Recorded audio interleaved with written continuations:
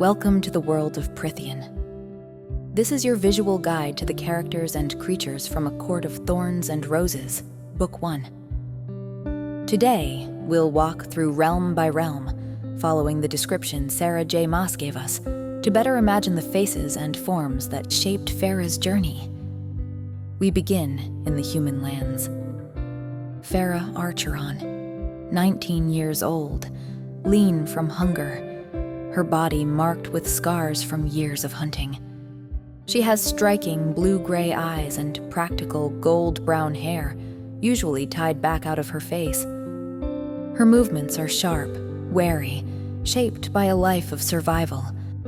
Nesta Archeron, her eldest sister, sharing Feyre's gold-brown hair and blue-gray eyes, but taller with an almost regal bearing.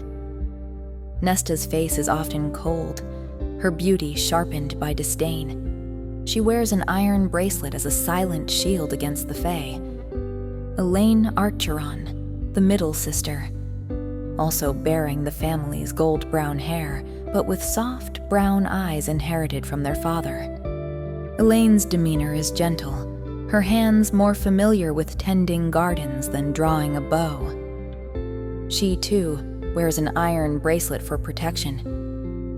Their father, once a wealthy merchant, now stooped and thin, with a neatly trimmed dark beard and brown eyes dulled by hardship. His crippled leg forces him to walk with a cane. Isaac Hale, a young farmer, relatively handsome in a rugged way.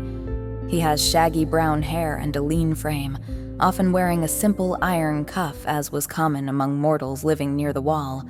But even iron cannot keep all monsters at bay.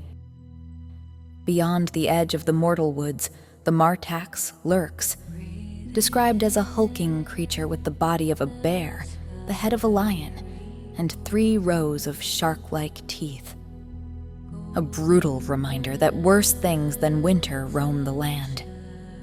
Crossing into Prythian, Feyre enters the Spring Court, a place where beauty and danger walk hand in hand. Tamlin, High Lord of the Spring Court. In his true beast form, he is a towering creature covered in golden fur, with the head of a wolf, massive clawed paws, and curling elk-like horns. In his high fae form, he appears tall and broad-shouldered, with golden blonde hair, sharp cheekbones, and green-gold eyes.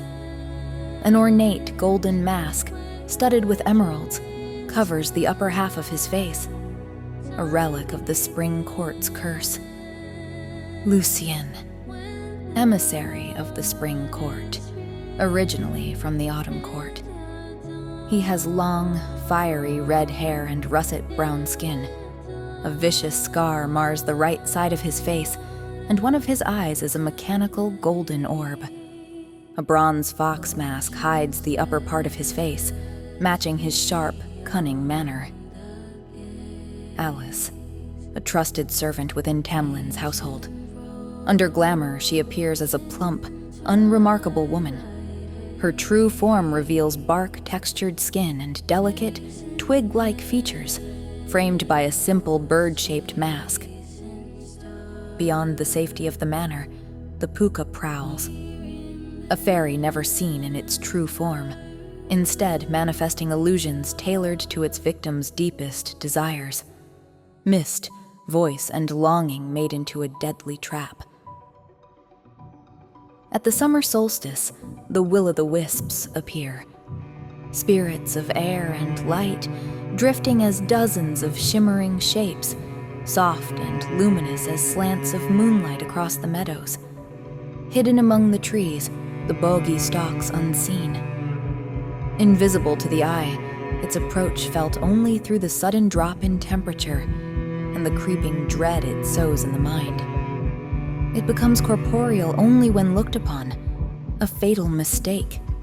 And deeper still, among the twisted woods and hidden glades, Feyre encounters the Suriel, an ancient being with a skeletal, skinless face, long bony fingers, and milky white pits for eyes. It cloaks itself in ragged robes, waiting for those brave or desperate enough to capture it. Far beneath the mountains, the true heart of darkness beats. Amarantha, the High Queen who rules Prythian with cruelty. She has red gold hair woven into a crown of blood and bone.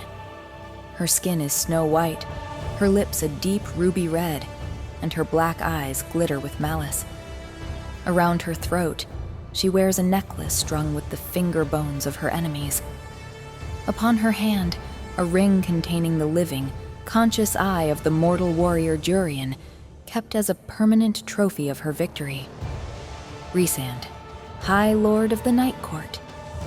Unmasked, stunning in appearance with raven black hair, pale skin, and deep violet eyes. Darkness seems to ripple from him, and when he reveals his full power, black, leathery wings and taloned hands manifest, making him even more formidable. The Attor, Amarantha's winged messenger. Gray-skinned, skeletal, with bat-like ears, a long, snouted face filled with fangs, and vast, membranous wings that drip with rot.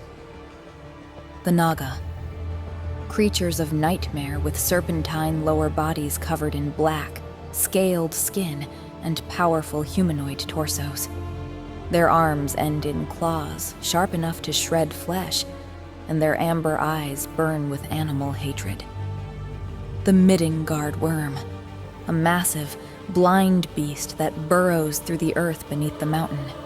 Its enormous mouth is a grotesque spiral of endless razor-sharp teeth, its pink-brown skin slick with mud and hunger.